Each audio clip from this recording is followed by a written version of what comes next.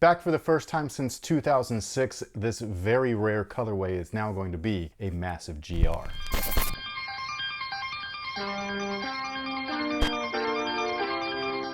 Hey, what's good guys? My name's Chris. Welcome back to the official WearTesters.com YouTube channel. Today we got a detailed look and review on these bad boys right here. This, my friends, is the Nike LeBron 4. Check out this box. This box is really awesome. This is before the Air Jordan 11 had this style box, just letting you guys know. But yeah, we've got kind of the upper shape of the LeBron 4 on the box. We've got the sole shape on the box, which is super dope. The best part about these is that I got them for way under retail. Excellent. So these are supposed to be releasing sometime in September. I don't know the actual date because I don't know if Nike actually does either. They keep switching things around quite often. But a friend of mine, his name is Steve, also known as 23MJ88 over at Instagram. He also has a YouTube channel called Sneaker Tech Talk. We will link both of those things down below in the description box if you wanted to go check out his content. But basically, Steve's up in Canada and he went to a Nike outlet and he was like, bro, and he sent me this pic. He's like, if you want a pair, let me know. I was like, shut up and take my money.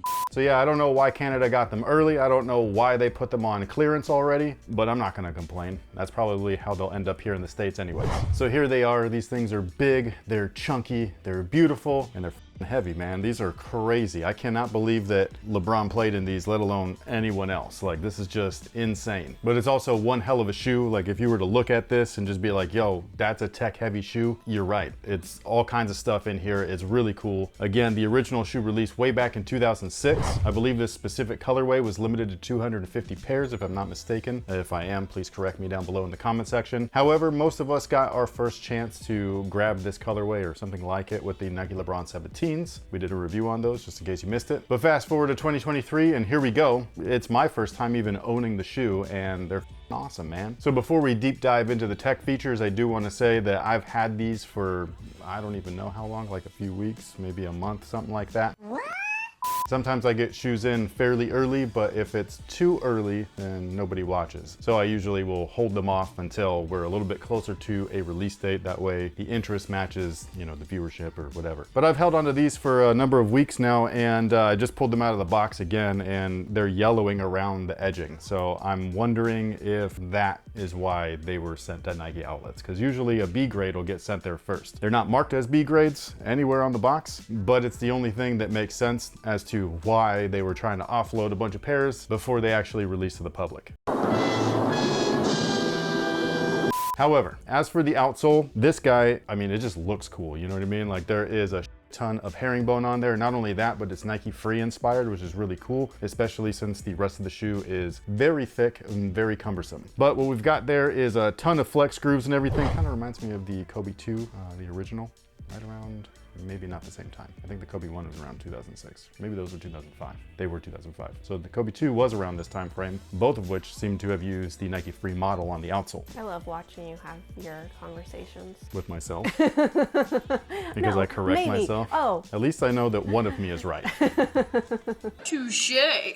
And poking through all of the flex grooves and herringbone is carbon fiber pieces, and they're literally pieces. You'd think that it would be full length and everything, the way that it's visually like looking and everything, but you can't see through the outsole completely. And so what we've actually have is paneling of carbon fiber, I believe, if I remember correctly. I think that it's like strips glued in pieces, so it makes those breaks within the outsole and everything a little bit stronger, but you still get a decent amount of flexibility in the forefoot. The entire shoe's construction is super weird and super intricate, especially when you compare them to modern day shoes. And so this shoe right here, like the Canadian price on there was 310 bucks retail, but Canadians get marked up, so their prices usually look up like that. Then the discounted price is $179. I don't know what the hell they're gonna actually release for here in the States, but anything under 200, or even if it's at 200, I'll be shocked just because of the amount of pieces and stuff. Like, a lot of people are really upset that the Air Jordan 17 lows are coming back next year. They're not upset that they're coming back. They're upset that the price is gonna be 300 bucks. This is the problem with modern manufacturing and the way that these sneaker brands, Nike specifically, has changed the course of how shoes are manufactured with knits. I keep saying this, nobody seems to believe me, but knits are not better than everything else. They're cheaper. That's what it is. These guys are saving money, period. There is no other way around that. I know that marketing makes it sound all fancy and flashy, but that's what marketing's for, man. They want you to buy product. And so when you're flipping through your old East Bay magazines and you're wondering why the hasn't half of this retroed, A, it's because nobody cares, and B, it's too expensive to remanufacture with the way that shoes are made today. It's just a simple fact. It is what it is. And seeing as how this is not only a component type of shoe where there's multiple layers and pieces added on, that means that you have to have hands on deck and ready to go instead of machinery, but the entire upper is foamposite too, and that's expensive as a... So yeah, it's going to be a big one. And they're gonna sit, and it's gonna be awesome because then people get them for under retail. Do you think the 17s will sit? They already did. Well, that was like years ago. The Jordan 17s. Oh, sorry, I thought we were talking about the LeBron 17s. I was just like, no, we were, I this just conversation started I with just that. mentioned the LeBron 17 in this colorway. And then you started talking about Yeah, how the no, Jordans... it makes sense now. So yeah, that's what happens when so many guys got so many like signatures and But do I think that the 17 lows will sit? Yes. But anyways, when you move on up to the midsole, it looks like it's crazy and everything, which it is. It's wrapped in this graffiti print and everything like that, but this is just an EVA. It's very thick though, so it doesn't feel like it's gonna be comfortable, and it's okay that it feels like that because that's not the actual midsole, that's actually a shell. The midsole is this fucking thing. This is awesome. So what we have here is something inspired by the old Flightposite series. Fun fact, just in case you guys don't know, but if you're here, I'm assuming that you're a LeBron fan, but LeBron loves Foamposite. Like, he's always wanted Foamposites in his shoes. If you look back at LeBron 11's got Foamposite, the 13's had Foamposite. He always tries to get Foamposite in his models, even though it's not what the majority want to play in. But anyways, this guy right here is a drop-in. It's fully removable, obviously, but you don't want to just because there's nothing that's this thick. It's either going to be a little thicker than this, like the Kobe's, so it's not going to work or be compatible with this, or it's going to be a little thinner, and same thing, it's going to make you swim in the shoe a little bit. It won't fit right and all of that stuff. So I do not recommend swapping this out for anything else. However, I don't even know why you'd want to, because this is full polyurethane, and then inside of it is full-length Zoom Air. Tell me that doesn't sound awesome. I know it does. Also inspired by Nike Free, so you can see that it's like cut out and everything, so it's supposed to match all of the flex grooves. Now, as far as the upper is concerned, like I was saying before, this is Foamposite. It's a super weird version of Foamposite because it's reminiscent of the old Foamposite ones, but it looks laceless, even though it's not. There are laces under there. How you would fix those or relace them, I don't know, because you're not getting through these little like strap thingies and stuff. So what we got here though, again, Foamposite, it's not super thick or anything like that, like the OG stuff. Again, it's more inspired by the Flightposite series, so a little bit more of the lightweight aspect, despite these being very heavy. But Foamposite, for those of you guys that don't know, is supposed to mold to your foot for a one-to-one fit. Foamposite is liquid polyurethane that they then harden into a solid. And the longer that you wear them, the longer that you break them in, the more heat escapes your feet and the more moisture inside the shoe. Eventually that polyurethane molds to your foot shape and you get kind of a custom one-to-one fit. Along with a custom smell. Oh yeah. They're gonna smell.